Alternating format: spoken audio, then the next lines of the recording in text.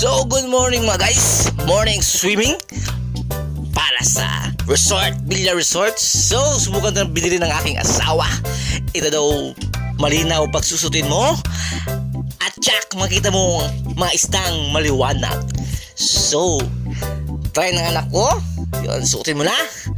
Yun, kaway-kaway dyan sa mga isda. So, tuturuan ko itong paano mamana ng mabuti. Kasi dati akong mamanaay, no?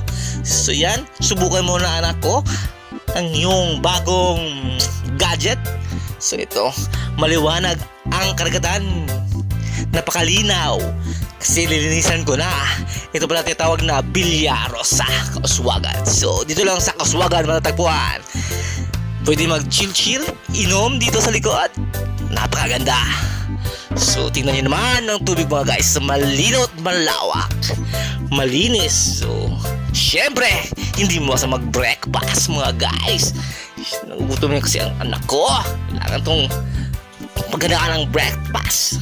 Egg with bulad, bulit ng mga Pinoy. So ayun lang. Siyempre yung coffee sa akin na yan, broad coffee yan. So 3 stick lang yan. So ayun ang mga guys, no? Yun, dapat lagi ko itong linisan para maging attractive sa mga customers. So ito na, nag-swimming na ako ng mga aking mga freestyle kasi full mag-training ng triathlon.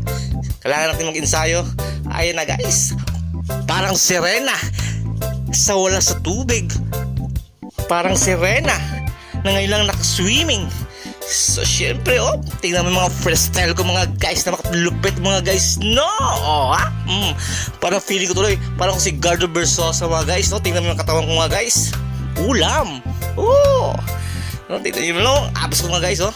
Hindi pa yan nag-iensayo mga guys, hindi pa yan nagbubuhat mga guys, pero masyadong shape ang kanyang katawan mga guys, no? Yan, no? Parang namang si Aga Mumoy. Aga Mumoy. So napakalawak, napaka-fresh.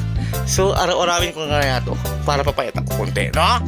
So ayan na mga guys, good na good dito guys. Sa likod lang yan ang aming chill house.